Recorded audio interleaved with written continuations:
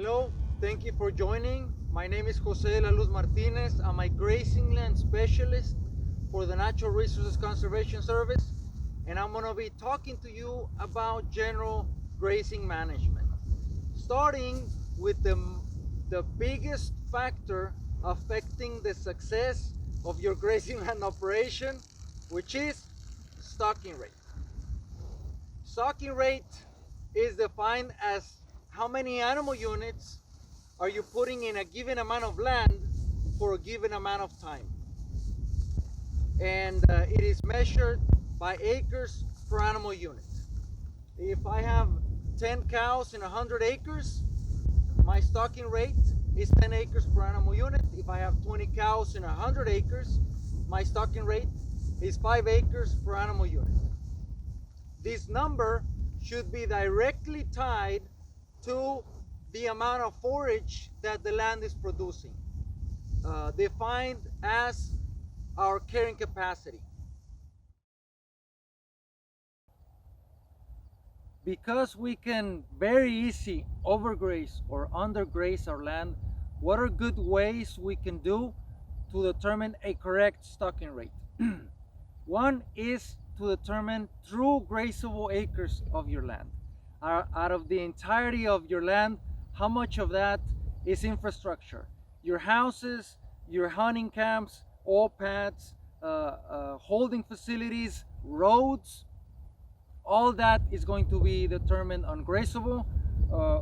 Ponds, all that brush that is so thick a cow cannot access in there, that's going to be ungrazable. And distance from water. In South Texas, a cow is not likely to travel further than 3/4 of a mile from water, especially in the 4 hottest months of the year. So everything that is out there is not as reliable as the rest, so that's going to be ungrazable.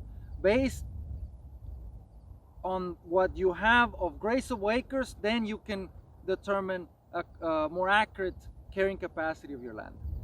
Another way, I strongly recommend you to go to websoilsurvey.com. This web page, in this web page you can map your land, and it's going to tell you soil type existing there, and then you can put the different plant community that is there. Based on that, you can have a very accurate forage production, and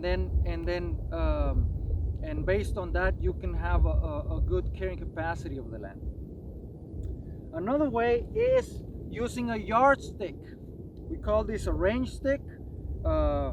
With this you can have a square yard in your ground, and then clip all the forage that is existing there, and then weigh it. The grams that you have in a square yard multiplied by 10.7 is going to be equal to the amount of pounds per acre. You can extrapolate that forage from grams to pounds per acre. In this case, that bag was 330 grams times 10.7. That's 3,531. So just by doing this, I know that a piece of land that looks like this is producing me 3,500 pounds per acre. And another way is to let us know. Contact me or contact your local NRCS office. Let them know that you're interested in doing a forage inventory, so you can have a better understanding of the true carrying capacity of your land. A common question that I get is, how can I increase the carrying capacity of my land? Which is the same thing as, how can I increase the forage production of my land? And one way is brush management. Of course, in South Texas, we will always fight mesquite, huisache, prickly pear, black brush. Whether done mechanically or chemically, we can switch a low producing brush thicket into grasslands. Also make sure of your grazing distribution. Make sure that every acre is grazed evenly. A cow is lazy if she's gonna fulfill her diet, shelter, and water requirements in a small amount of acres. She has no incentive to move away, resulting in overgrazed land and undergrazed land in the same pasture. You can incentivize her to move by changing your mineral stations throughout the pasture, for example, doing cross fencing, which brings me to the other point, rotational grazing. Research shows that if you follow a proper rotational grazing system, you can increase the carrying capacity of your land up to 30% by resting pastures between grazing periods.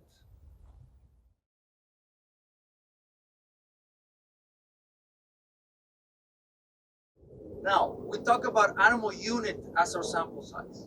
The thing is that in the last 40 years, the average size of a cow has gone from 1,000 pounds to 1,400 pounds. This is a good example to see that size comparison. She's 1,000 pounds and she's over 1,300 pounds.